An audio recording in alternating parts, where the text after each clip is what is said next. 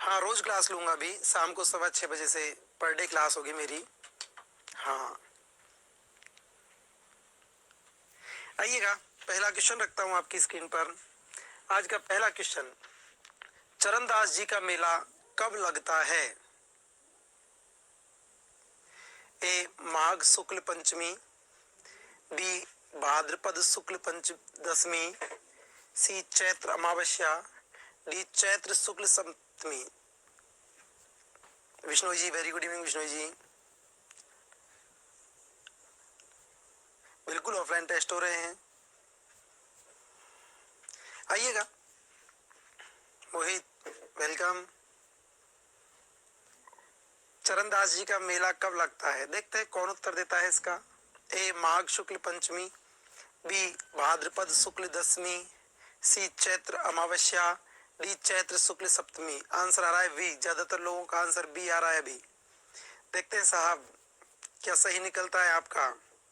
ठीक है बलराम जी, अभी एक बार क्वेश्चंस करते हैं, फिर आपको जिला दर्शन करवा देंगे, निश्चिंत रहिएगा। मेरे जो स्टूडेंट है राजस्थान पुलिस के, उनसे मेरा कहना रहेगा वो रोज लाइव आए, आपके लिए बहुत प्लस पॉइंट मिलने वाला है। जवाब दीजिएगा। अभी तक बिल्कुल एक सही उत्तर आया है। फुलवंत कुछ ऐसा नाम था जिनका सही उत्तर आया था। बी बलराम कुछ ऐसा नाम था।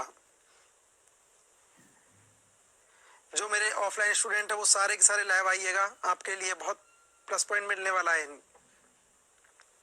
देखते हैं, बहुत कम लोगों का अभी तक सही उत्तर आया है। चलिए मैं बताता हूं, फिर आगे बात करते हैं अपन। सही आंसर आएगा दोस्तों ए।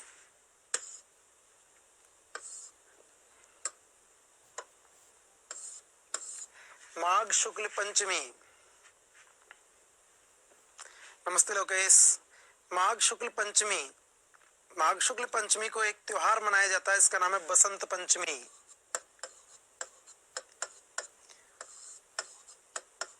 बसंत पंचमी। बसंत पंचमी का जो त्योहार है, माँ सरस्वती की पूजा की जाती है। बिल्कुल, जय श्री कृष्ण आप सभी को। माँ सरस्वती की पूजा की जाती है और बसंत पंचमी का त्योहार मनाया जाता है माघ शुक्ल पंचमी को। माघ शुक्ल पंचमी। तो ध्यान रखना, चरणदास जी का जो मेला है राजस्थान में नहीं, इन चरणदास जी की प्रधान पीठ हुआ करती है दिल्ली।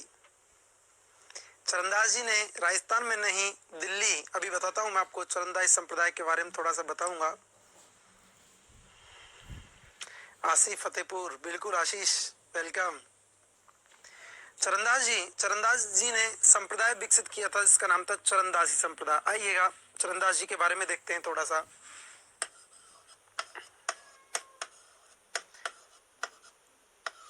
चरणदास जी, चरणदास जी का जन्म हुआ था डेहरा गांव अलवर।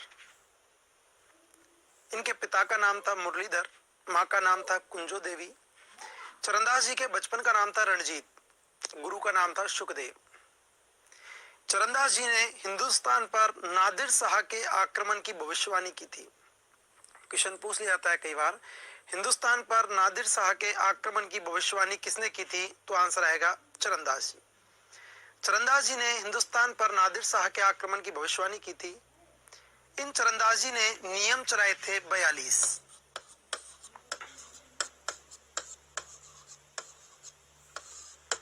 चरणदास जी ने 42 नियम चलाए थे। दयाबाई सहजोबाई इनकी शिष्य थी क्या? हाँ, अंकित लक्षकार जी इन्हीं की शिष्य थी दयाबाई सहजोबाई। जिन दयाबाई का ग्रंथ हुआ करता दया बोध, सहजोबाई का था सहज प्रकाश। ठीक है सर। 42 नियम चलाए थे। इन 42 नियमों को मानने वाला जो संप्रदाय था वो कहलाया था चरणदासी संप्रदाय।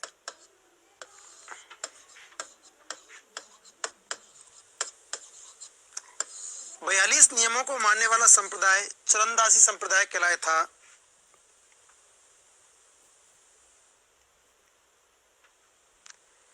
भारती जी, क्या क्वेश्चन था आपका? आइएगा। चरणदासी संप्रदाय कहलाए थे और चरणदासी संप्रदाय की प्रधान पीठ है दिल्ली। चरणदासी संप्रदाय की प्रधान पीठ दिल्ली में हुआ करती है। इस चरणदासी संप्रदाय में निर्गुण निराकार ब्रह्मा की सखी भाव में पूजा की जाती है। चरंदाई संप्रदाय में निर्गुण निराकार ब्रह्मा की सखी भाव से पूजा की जाती है। तो देखिएगा, जहां पर ब्रह्मा जी को मान रहे हैं, ठीक है संतोष जी, पीडीएफ डलवा देंगे। रणजीत है ना, बिल्कुल पीडीएफ डलवा देंगे मीना जी ना। सखी भाव में निर्गुण निराकार ब्रह्म माना गया है, लेकिन वो सखी भाव से माना गया है, इस कारण से चरंदाजी संप्रदाय को सगुण और निर्गुण का मिश्रण माना जाता है। चरंदाजी संप्रदाय को सगुण और निर्गुण का मिश्रण माना गया है।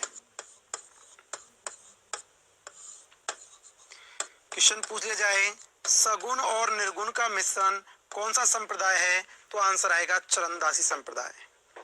चरंदाई संप्रदाय में निर्गुण निराकार ब्रह्मा की सखी भाव से पूजा की जाती है, इस कारण से इन्हें सगुण और निर्गुण का मिश्रण माना गया है।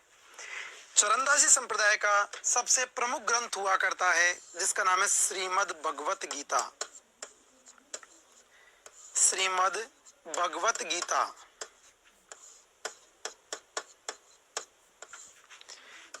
चरंदाई संप्रदाय का सबसे प्रमुख ग्रंथ है। बिल्कुल मोनिका जी, बिल्कुल सही है, श्रीमद् भगवत गीता को महत्व दिया गया है। आइएगा, प्रमुख ग्रंथ है श्रीमद् भगवत गीता। चरंदाई संप्रदाय का सबसे प्रमुख ग्रंथ श्रीमद् भगवत गीता। श्रीमद् भगवत गीता में भगवान कृष्ण के बारे में वर्णन किया गया है। भगवत गीता में भगवान कृष्ण और राधा का वर्णन किया गया है। भगवान कृष्ण और राधा का वर्णन जो है वह संप्रदाय में किया जाता है निम्बार्क संप्रदाय। श्रीमद् भगवत गीता का महत्व दिया गया है चरंदासी संप्रदाय में, और चरंदाई संप्रदाय में श्रीमद् भगवत गीता को महत्व दिया गया है। भगवत गीता में भगवान कृष्ण का और राधा का वर्णन मिलता है, और भगवान कृष्ण और राधा बोले तो युगल रूप की पूजा, और युगल रूप की पूजा जिस संप्रदाय में की जाती है उनका नाम है निम्बार्क संप्रदाय। युगल रूप की पूजा निम्बार्क हाँ, ऑफलाइन टेस्ट चालू है रणवीर मीना जी, कल संडे, जैसे भी संडे आता है संडे को ऑफलाइन टेस्ट लगता है। आइएगा, श्रीमद् भगवत गीता को महत्व दिया गया है। बिल्कुल संजू शर्मा जी, कैलाश सर की क्लास होगी मॉर्निंग में, मॉर्निंग में होगी सर क्लास। निम्बार्क संप्रदाय, श्रीमद् भगवत गीता को महत्व चरंदाई संप्रदाय में, चरंदासी संप्रदाय के अंदर श्रीमद् भगवत गीता को, भगवत गीता में भगवान कृष्ण और राधा का उल्लेख मिलता है। भगवान कृष्ण और राधा को महत्व दिया गया है निम्बार्क संप्रदाय में, जिसे युगल रूप कहा जाता है। निम्बार्क संप्रदाय को बोलते हैं हंस संप्रदाय। निम्बार्क संप्रदाय को हंस संप्रदाय कहा जाता है। निम्बार्क संप्रदाय को ही सनकादि संप्रदाय कहते हैं। निम्बार्क संप्रदाय को हंस संप्रदाय या निम्बार्क संप्रदाय को सनकादि संप्रदाय के नाम से भी जाना जाता है। अब देखिएगा, चरंदाई संप्रदाय में श्रीमद् भगवत गीता को महत्व है। भगवत गीता में कृष्ण और राधा का उल्लेख है। कृष्ण और राधा के रूप को कहा जाता है युगल रूप, और युगल रूप को महत्व दिया गया है निम्बार्क संप्रदाय में। इस कारण से चरंदासी संप्रदाय निम्बार्क संप्रदाय का सबसे नजदीकी संप्रदाय है। क्वेश्चन पूछे जाए, बिल्कुल विनय जी, क्वेश्चन पूछे जाए निम्बार्क संप्रदाय का सबसे नजदीकी संप्रदाय कौन सा है, तो आंसर आएगा फिर चरंदासी संप्रदाय। अब देखिएगा, निम्बार्क संप्रदाय की बात करें तो निम्बार्क संप्रदाय में भगवान कृष्ण और राधा को महत्व दिया गया है। निम्बार्क संप्रदाय में भगवान कृष्ण और राधा को महत्व दिया गया है।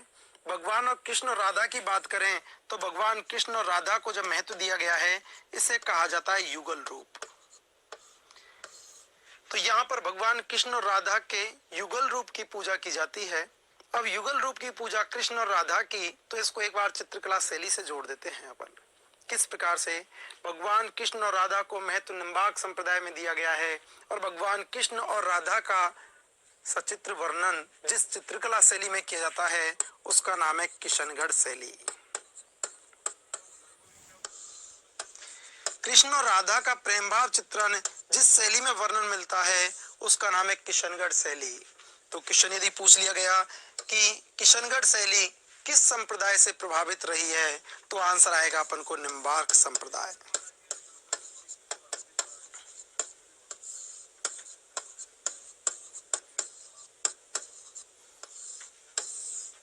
ऑब्जेक्टिव में सिर्फ एक क्वेश्चन आपको देखने में लगेगा, सिर्फ एक क्वेश्चन करवाया है सर ने, लेकिन यहाँ पर यदि क्वेश्चनों की सीरीज देखोगे तो आपको ऐसे ऐसे क्वेश्चन आपके सामने आएंगे जो आपको बहुत फायदा दिलाएंगे। Thank you Dilkush ji, thank you so much. देखिएगा किस प्रकार से चरणदास जी का जन्म, माता पिता, इनके बारे में सबको जानकारी रहती है। अपन पढ़ते हैं, चरणदास जी ने नियम चलाए थे 42, मानने वाले चरणदास संप्रदाय कहलाए थे। प्रधान पीठ दिल्ली में है। इसमें निर्गुण निराकार ब्रह्मा की सखी भाव में पूजा की जाती है। इस कारण से इसे सगुण और निर्गुण का मिश्रण माना जाता है। क्वेश्चन पूछा जा सकता है, सगुण और निर्गुण का मिश्रण किस संप्रदाय में है? तो आंसर आएगा चरणदास संप्रदाय। चरणदास संप्रदाय में महत्व दिया गया है श्रीमद् भगवत गीता को। गीता को महत्व दिया गया है। भगवत गीता बोले तो कृष्ण और राधा, कृष्ण और राधा बोले तो भगवान कृष्ण का युगल रूप, और युगल रूप की बात करें तो युगल रूप की पूजा की जाती है निम्बार्क संप्रदाय में। इस कारण से चरणदासी संप्रदाय निम्बार्क संप्रदाय का सबसे नजदीकी संप्रदाय है। निम्बार्क संप्रदाय को ही हंस संप्रदाय कहते हैं, इसको ही सनकादि संप्रदाय कहते हैं। यहाँ पर भगवान कृष्ण के युगल रूप की पूजा की जाती है। कृष्ण और राधा की बात आ गई तो इसको चित्रकला शैली की ओर लेके चलते हैं, तो भगवान कृष्ण और राधा के सचित्र वर्णन किया गया है किशनगढ़ शैली में। बिल्कुल, सागर भारद्वाज जी नमस्ते। Bhupendra Singh ji thank you sir, लेकिन मेरा बर्थडे नहीं है अभी, है ना। हिमालय गुर्जर राम राम। ऑफलाइन टेस्ट सीरीज के लिए एक बार आप आइएगा, बात कीजिएगा। फीस के बारे में मुझे जानकारी नहीं है सर, पधारिएगा, बिल्कुल हम आपके साथ हैं, निश्चिंत रहिएगा। नानक चंद गुड इवनिंग नानक, राधे राधे वंदना जी। जी मोनिका जी बिल्कुल सही बोल रहे हैं। ऑफलाइन के लिए आप कोचिंग के नंबर पर कॉल कर लीजिएगा। Nanak Chand ji good evening. मन कसाना राम राम, आइएगा बात करते हैं। तो यहाँ पर युगल रूप की भगवान कृष्ण और राधा की, और भगवान कृष्ण और राधा का सचित्र वर्णन किया गया है किशनगढ़ शैली में। कभी क्वेश्चन आएगा तो अपन बात करेंगे किशनगढ़ शैली के बारे में। एक